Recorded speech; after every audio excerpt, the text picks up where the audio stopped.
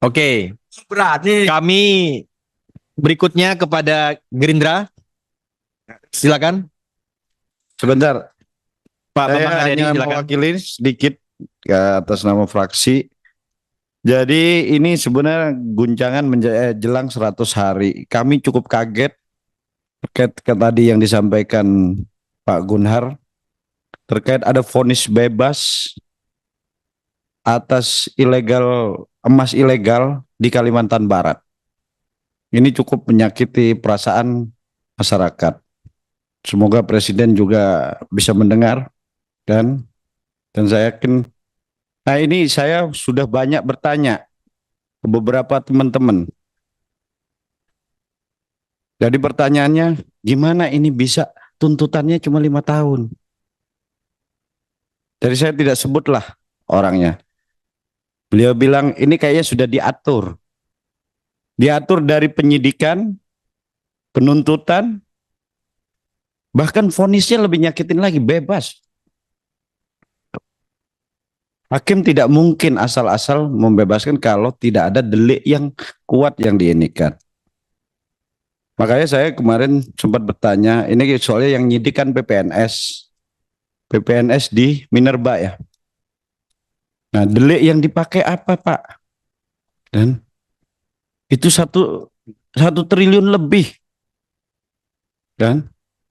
Bahkan kami membaca berita ada Walhi menyampaikan bahwa itu di backing aparat betul.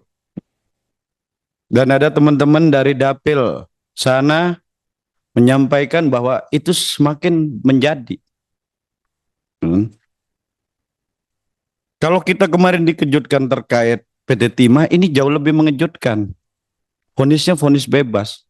Dan yang paling lucu lagi, tuntutannya 5 tahun. Tuh. Dari tuntutan aja sudah diatur ini barang.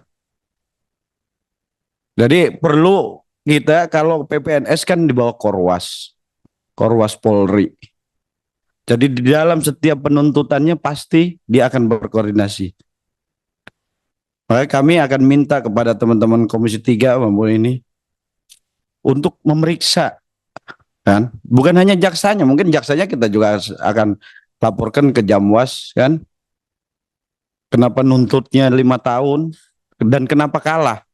Ini saya yakin Presiden pasti marah ketika tahu ada penyelundupan emas ilegal. Bahkan disinyalir melibatkan semua lembaga, termasuk Minerba. Tuh. Ini yang patut kita benar-benar ini menjadi atensi khusus, Pak. Kan? Nah, di forum ini kami minta kepada Dirjen Minerba, khusus penambangan emas di Kalbar, kan? Bahkan kita dalam waktu dekat kita akan datang ke sana di daerah Landak di mana kan. Kami minta beberapa data baik dari kejaksaan, dari kepolisian, semua menyampaikan ada beberapa yang mereka menyampaikan bahwa ini diatur. Dari lidiknya udah diatur. Jadi memang dalil-dalil. Nah, inilah yang kita ingin cari tahu, kan? Pak Prabowo selalu menyampaikan, bahkan yang di NTB Pak Prabowo langsung yang menyampaikan bahwa tidak boleh ada emas ilegal itu, kan? Karena kerugian kita sangat besar kalau emas, Pak. Gitu loh. Dan Kalbar ini salah satu biang kerok emas ilegal. Kita berharap Polri, kan, Mabes Polri, Kejaksaan Agung mengatensi semua aparat di sana, kan. Ini kekalahan fatal, Pak. Khususnya Minerba. Fatal bisa kalah di pengadilan dan aneh banget, nuntut kecil banget. Tuh, 1 triliun lebih lah. Dan yang paling lucu lagi, itu harus dilaporkan juga ke Komisi Yudisial. Bisa hakimnya bisa memvonis bebas, apa alasannya? Jadi buat kami, keberadaan Dirjen Minerba tidak hanya untuk mengeluarkan modi aja, tapi juga harus mengawasi sumber daya alam kita jangan sampai dicuri atau diambil orang sendiri. Ini jadi atensi kami, Pak.